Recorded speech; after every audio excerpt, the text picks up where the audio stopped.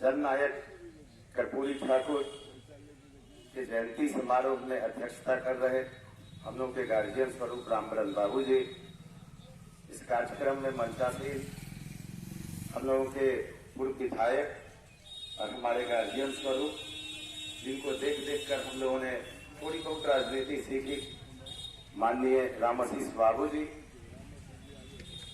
हम लोगों के एससी, एसटी, ओबीसी, माइनॉरिटी समाज के विद्वानों में एक, और हम लोगों ने उनकी किताबों का काफी अध्ययन किया और काफी सीखा। संयोग से आज हम लोगों के लिए गरिमा की बात है कि वो भी इस कार्यक्रम में उपस्थित हैं। रामश्रेष्ठ दीवाना जी, कई किताब इनकी प्रकाशित है, आप लोग भी देख सकते हैं, गूगल पर भी है और दुकानों में भी उपलब्ध है। उसी तरह हमारे बड़े भाई प्रीतम भाई जी, बड़े भाई श्री शंकर यादव जी, नवीन जी, वकील साहब एवं हमारे राष्ट्रीय जनता दल के जो क्रांतिकारी साथी हैं, बड़े बुजुर्ग, उनको मेरा प्रणाम। साथियों, आपको सलाम, नमस्कार, आदाब। हमारे नेता तेजस्वी जी ने स्पष्ट रूप से कहा कि अभी तो देश दुनिया की स्थिति है, खास करके हमारे देश की जो स्थिति है वो दो तरह से चलाया जा रहा है, और उसी के लिए उन्होंने कहा कि हम लोग गांव-गांव जाकर के और अपने प्रखंड मुख्यालय में जाकर के अपने महापुरुष जननायक कर्पूरी जी के बारे में अपने राष्ट्रीय जनता दल के साथी एवं आम आवाम से थोड़ा सा मुखातिब होना है। तो उसी के तहत, उसी कार्यक्रम के ऐलान के तहत हम अपने नेता के आदेश के अनुपालन में आज हम लोग जननायक कर्पूरी ठाकुर जी का 24 जनवरी को जयंती भी मना रहे हैं, और उन्हीं के जीवन पर आप लोगों के समक्ष हमारे जितने भी विद्वान साथी थे उन्होंने कई विषयों पर चर्चा की, लेकिन मेरा प्रयास होगा कि उन्हीं के जीवन पर हम लोग चर्चा करें कि क्यों हम कर्पूरी ठाकुर जी को जननायक कहते हैं, महापुरुष कहते हैं, और हम लोगों को क्यों उनके बारे में जानना चाहिए, अपने बच्चों को बताना चाहिए, अपने समाज में बताना चाहिए, और क्यों सरकारों ने इस तरह की नीति अपनाई जो हमारे नेता अभी मांग कर रहे हैं कि उनको भारत रत्न मिलना चाहिए, और अभी तक भारत रत्न उन्हें नहीं मिला जो तेजस्वी जी मांग कर रहे हैं। तो इसी मांग के तहत हम लोग गांव-गांव जाकर के प्रखंड स्तर पर, जिला स्तर पर और गांव स्तर पर इस तरह का कार्यक्रम आगे भी करते रहेंगे। साथियों, हमारे जो जननायक थे उनका जन्म 24 जनवरी 1924 को समस्तीपुर जिला के पितोसिया गांव में हुआ। वो गोकुल ठाकुर और राम दुलारी देवी के संतान थे। चूंकि वो हजाम जाति से थे, तो उस समय, आज तो लगभग 99 साल बाद हम लोग हैं, तो 99 साल पहले की परिकल्पना कीजिए, जो शैक्षणिक पृष्ठभूमि उनके गांव में रही होगी, उन सब से जूझते हुए, उस सामंतवादी व्यवस्था से जूझते हुए वह व्यक्ति किसी तरह मैट्रिक का परीक्षा उत्तीर्ण करता है, और मैट्रिक का परीक्षा जब कर्पूरी ठाकुर जी उत्तीर्ण किए, तो वहीं से उनके संघर्ष की कहानी शुरू हो जाती है।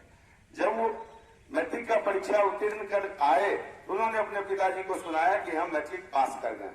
उनके पिताजी उस समय के पितोसिया के सबसे बड़े सामंत, सबसे बड़े जमींदार, क्योंकि उस समय परंपरा थी कि गांव के जो जमींदार होंगे एक तरह के गांव के गार्जियन होते थे, तो अपने पुत्र को लेकर के उनके यहाँ गए, इस खुशी में कि उस बाल काल में वह बालक जो मैट्रिक पास करके आया था, अपने समाज का पहला मैट्रिकुलेशन पास करने वाला व्यक्ति था, पूरे उत्साह के साथ गया और पैर छूकर कहा कि साहब, हमने मैट्रिक की परीक्षा पास कर ली। जानते हैं, जब जमींदार साहब को उसने बताया, उन्होंने बताया कि मैं मैट्रिक की परीक्षा पास कर ली, तो उन्होंने कहा, हाँ, तुमने मैट्रिक की परीक्षा पास कर ली, आओ मेरा गोड़ दबाओ। गोड़ दबाना जानते हैं ना, पैर दबाओ। और यहीं से उस जननायक की कहानी शुरू होती है, संघर्षों की कहानी शुरू होती है। जब कर्पूरी जी को ये दंश झेलना पड़ा, जो व्यक्ति मैट्रिक तक भी साहित्य को पढ़ा, विज्ञान को पढ़ा, और वो व्यक्ति जब अपनी सफलता की कहानी सुनाने गया और उसे कहा जाता है कि गोड़ दबाओ, तो सोचिए कि उसके मन में क्या गुजरेगा। हमारे जननायक ने वहीं से ठाना कि अब लड़ाई आगे की लड़नी है। जब 1942 में पूरे देश में भारत छोड़ो आंदोलन का बिगुल बजा, तो वो भी उस आंदोलन में कूद पड़े, और वो इतने ज्यादा क्रांतिकारी थे कि जब वो लोगों के बीच में जाते और लोगों को कहते थे कि आइए हम सब एक साथ अगर मिलकर लड़े तो हमारा 100वां भाग भी अंग्रेज भारत में नहीं है, हम तुरंत उसे भगा लेंगे। लेकिन लोगों में उस तरह का असर नहीं होता था, और असर नहीं होता था तो 1942 में उनका एक कार्यक्रम हुआ पटना के कृष्णा टॉकीज के कैंपस में। उस समय वो स्टूडेंट थे। जब वो इतना उकता गए कि लोग जाग नहीं रहे हैं, अंग्रेजों के खिलाफ लड़ नहीं रहे हैं, बस मुट्ठी भर कुछ चंद नेता ही उस आंदोलन में भाग ले रहे हैं, भारत छोड़ो आंदोलन में, तो उनका एक प्रसिद्ध बयान, उन्होंने कहा कि अगर भारतीय लोग जोर से थूक दे तो उसमें अंग्रेज दहा जाएंगे, और इसके लिए तुरंत उनको गिरफ्तार किया गया और 26 महीना तक भारत छोड़ो आंदोलन में कर्पूरी ठाकुर जी जेल में रहे। और यहां से जब उन्होंने शिक्षा का रास्ता छोड़ा और राजनीतिक और सामाजिक जीवन में आए, तो जब बिहार में पहली बार आजाद बिहार, आजाद भारत में जो विधानसभा का चुनाव पहली बार हुआ 1952 का, तो उस समय कर्पूरी ठाकुर जी ताजपुर विधानसभा क्षेत्र से विधानसभा का चुनाव लड़ा, और उसके बाद अपने जीवन काल में 184 को छोड़ दिया जाए तो कभी नहीं हारे, हमेशा विधानसभा पहुंचते हैं। जो व्यक्ति पूरे जीवन काल में विधायक रहा हो, 2 बार मुख्यमंत्री रहा हो, कई बार कई विभागों का मंत्री रहा हो, 1 बार उप मुख्यमंत्री रहा हो, वो व्यक्ति राजनीति के उस दलदल में रहते हुए भी संत का रूप अपनाए रहा। वह व्यक्ति अपने पूरे जीवन काल में पद पर रहते हुए भी, जब एक बार चौधरी चरण सिंह उनके यहाँ आए और उनके दरवाजे पर गए, तो चौधरी चरण सिंह का सर टकरा गया उनके चौखट में। तो चौधरी चरण सिंह ने कहा कि कर्पूरी तुम घर बना लो। तो कर्पूरी ठाकुर जी ने कहा कि सिर्फ मेरा घर बन जाने से कुछ नहीं होगा, मेरे राज्य के सभी लोगों का जिस दिन घर बन जाएगा उस दिन हम भी अपना घर बना लेंगे। तो हमारे जननायक इस तरह के जननायक थे, उन्होंने सभी क्षेत्रों में काम किया। उनका सफर 52 से शुरू हुआ, पुनः 57 में वो ताजपुर से ही विधानसभा गए, फिर 63 में भी जीते। 67 में जब कांग्रेस की सरकार समाप्त हुई और यहाँ महामाया प्रसाद जी मुख्यमंत्री बने, तो इनको उप मुख्यमंत्री बनाया गया। और जब ये उप मुख्यमंत्री बने, तब तक तो इससे पहले ये लोग विपक्ष में होते थे और हमेशा मांग करते थे, उनका एक पुरजोर नारा था, अधिकार चाहो तो लड़ना होगा, पद पद पर अड़ना होगा, जीना है तो मरना होगा। ये प्रसिद्ध उक्ति उन्हीं की थी। और जब ये विपक्ष में थे तो लोग कहते थे कि आप तो ठीक है हमारी मांग रखे, लेकिन अब तो आप बिहार के उप मुख्यमंत्री हैं, अब हमारी मांगे पूरी होनी चाहिए। 67 में ये उप मुख्यमंत्री बने, कई सारी समस्याएं मुंबई खड़ी थी। शिक्षा में देखिए, 67 तक मैट्रिक पास करने के लिए अनिवार्य रूप से अंग्रेजी पास करना पड़ता था। उन्होंने देखा और अनुभव किया कि जो ओबीसी, एससी, एसटी और माइनॉरिटी के बच्चे हैं, वो 10वीं तक जाते जाते पढ़ाई छोड़ देते हैं, क्योंकि अंग्रेजी रूपी जो ये अमरकंटक है ये पार नहीं कर पाते हैं और बच्चे छोड़कर भाग जाते हैं। कर्पूरी जी ने पहली बार जब उप मुख्यमंत्री थे, उसी समय अंग्रेजी की अनिवार्यता समाप्त की, और उसी समाप्ति के बाद हम लोग के जो बच्चे थे, जो एससी, एसटी, ओबीसी और माइनॉरिटी के बच्चे थे, इसमें वो भी जो सवर्ण वर्ग हैं उनके बच्चे भी, जिनके लिए दिक्कत होता था, उनका राह खुल गया कि एक भाषा से ही मैट्रिक के आगे और जो उच्च स्तरीय शिक्षा है उसको रोका जा रहा था, उसको उन्होंने समाप्त किया। उसी समय का एक वाकया है, जब ये 6 महीना रह गए उप मुख्यमंत्री, तब ये इनके गुरु लोहिया जी थे, लोहिया जी से दिल्ली मिलने गए, और जब लोहिया जी से मिलने गए तो जानबूझकर लोहिया जी इनसे नहीं मिले। 3-4 घंटा इनको बिठा लिया और वो नहीं मिले। जब उनके पीए से इन्होंने कहा कि भाई मिलवा दो, हम बहुत देर से बैठे हुए हैं, जाके कहा कि वहाँ उप मुख्यमंत्री आए हुए हैं, कर्पूरी जी आप मिल लीजिए। तो लोहिया जी ने कहा कि हमने उसको एक टास्क दिया था जो पूरा नहीं किया है, बोल दो हम नहीं मिलेंगे, बीमार है। और लोहिया जी का वो चेला उस समय समझ गया कि हमारे गुरु जी क्यों नहीं मिल रहे हैं और उनकी क्या मांग थी। जब वो दिल्ली से लौटे तो अगले 3 दिनों में जिस कानून की मांग लोहिया जी ने की थी कि जो लघु किसान है, 5 एकड़ से कम वाले हैं, 5 एकड़ तक वाले हैं, उन लोगों का लगान पूर्णतः माफ करो। और 3 दिनों में कर्पूरी ठाकुर ने 5 एकड़ तक के जो लघु किसान थे उनका लगान व्यवस्था समाप्त करवाया और फिर उसके बाद जाकर के मिले। तो हमारे जननायक ऐसे थे जिनके गुरु लोहिया थे, जिनके गुरु जयप्रकाश नारायण थे, जिनके गुरु अंबेडकर थे, जिनके सानिध्य में वो रहे, जिनके मित्र मधु लीमिये थे, जिनके मित्र राम नरेश यादव थे और जिनके चेला लालू प्रसाद यादव थे, रामविलास पासवान थे, नीतीश कुमार थे। हमारे ऐसे जननायक की आज जयंती है और उसी उत्सव में हम लोग भाग लिए हैं।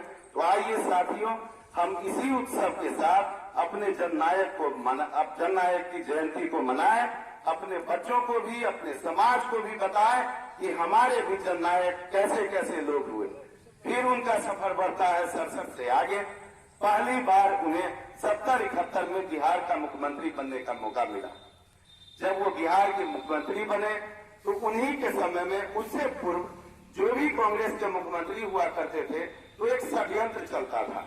षड्यंत्र ये होता था कि आपको जिस विभाग में भी बहाली लेनी है तो आप एक अनियमित बहाली के रूप में, मतलब कर्मी के रूप में किसी तरह घुस जाइए और वो कांग्रेसी सरकारें बाद में आपको किसी तरह नियमित कर देगी और वही लोग नियमित हो जाते थे। इन्होंने कहा कि ये बंद होना चाहिए। हमारे राज्य के, चाहे वो पिछड़ा हो, अति पिछड़ा हो, एससी हो, एसटी हो या गड़बड़ हो, उन सभी लोगों में जो पास इंजीनियर थे, डॉक्टर्स थे, उनकी खुली बहाली निकाली और कोई चोर गली से घुसने का बहाना और बाएं दाएं करने का बहाना नहीं इन्होंने छोड़ा और इन्होंने बहाली की। इसी दौरान जो हमारे पूर्व प्रधानमंत्री थे चंद्रशेखर जी एक बार पटना आए और संसोपा साहब उनकी पार्टी थी, संयुक्त सोशलिस्ट पार्टी उस समय। तो उसी के बैठक, इसी तरह का कहीं बैठक था, उसी बैठक के दौरान वो थे। जब उस समय के मुख्यमंत्री उस कार्यक्रम में पहुंचे मंच पर तो चंद्रशेखर जी ने देखा कि उनका कुर्ता फटा हुआ है और हमारे पूर्व प्रधानमंत्री जी का चूंकि कुर्ता बहुत लंबा था, वो अपना कुर्ता उठाए और सभी कार्यकर्ताओं को कहे कि भैया तुम जितना हो 150 डाल दो। 1200-1300 रुपया हुआ और चंद्रशेखर जी ने कहा कि कर्पूरी जी आप लीजिए, पहले कुर्ता सिलवाइए। और कर्पूरी जी ने उस राशि को मुख्यमंत्री राहत कोष में जमा किया। चंदे की राशि को भी उस व्यक्ति ने अपने कुर्ता में नहीं लगाया। हमारे जननायक इतने बड़े ईमानदार थे। पहले ज्वलंत उदाहरण कि पटना की गलियों और पटना के सड़कों पर एकमात्र हमारे जननायक मुख्यमंत्री थे जो रिक्शा और मोटरसाइकिल से चला करते थे, मुख्यमंत्री रहते हुए। तो आज हम लोग वैसे ही जननायक को याद कर रहे हैं और आत्मसात कर रहे हैं कि हम लोगों को भी ऐसा ही बनना चाहिए, अपने जीवन में ऐसा ही उतारना चाहिए। फिर समय आता है 1977 का, जब पूर्ण रूप से वो बिहार के मुख्यमंत्री बने। ये कार्यकाल भी बड़ा था, 70-71 वाला मात्र 176 दिन का था। ये कार्यकाल भी बहुत बड़ा नहीं रहने दिया लोग, लेकिन 2 साल वो लगभग 2 साल, 2.25 साल मुख्यमंत्री रहे। इसी 2 साल के वर्षों में हम लोगों के लिए उन्होंने एक ऐसा नजीर पेश किया जो हम लोगों के विकास का हर क्षेत्र में दरवाजा खुला। पूरे देश में ओबीसी आरक्षण की बात कहीं भी नहीं थी, दूर दूर तक नहीं थी। 79-80 में मंडल कमीशन का गठन ही किया गया था। नेहरू जी के समय में ओबीसी के आरक्षण के लिए नानावती आयोग गठित किया गया। बाद में इंदिरा जी जब आई तो कही कि चूंकि नानावती आयोग बहुत पुराना हो गया तो अब हम लागू नहीं करेंगे, छोड़ दो, ठंडे अवस्था में गया। मंडल कमीशन उसके बाद आया। 77 में ही कर्पूरी ठाकुर जी ने हमारे राज्य में दबे पिछड़े लोगों के लिए 26% आरक्षण किया और सिर्फ वो आरक्षण इसलिए भी मायने रखता है कि किसी भी वर्ग को नहीं छोड़ा गया। 26% में 3% सवर्ण महिलाओं का भी आरक्षण था, क्योंकि महिलाएं भी दबी कुचली थी, उनको भी शैक्षणिक क्षेत्र में, नौकरी के क्षेत्र में, प्रशासनिक क्षेत्र में उनका योगदान नगण्य था। तो कर्पूरी जी ने सवर्ण महिलाओं को भी 3% आरक्षण का व्यवस्था किया, अन्य महिलाओं के लिए अलग से 3% व्यवस्था किया और ओबीसी के लिए 20% आरक्षण की व्यवस्था किया। भाइयों, ये जब सोच करके कितना कष्ट होता है कि इस आरक्षण के बाद चौक चौराहों पर उनको सैकड़ों गाली दी गई। कर्पूरी गद्दी छोड़ धरस पूरा, तरह तरह की माँ बहन की गालियां कर्पूरी जी को दी गई, लेकिन हमारे जननायक आज तक पलटकर किसी को गाली नहीं दी। बाद के जो समाजवादी नेता थे उन्होंने तो पलट के जवाब भी दिया। जो उनके चेला थे, जो बाद में महान सामाजिक न्याय के नेता बने, उन्होंने तो डट के मुकाबला किया, लेकिन हमारे जननायक ने कभी किसी गाली देने वाले को गाली नहीं दिया। 77-78 के बाद पुनः वो विपक्ष में ही बैठे और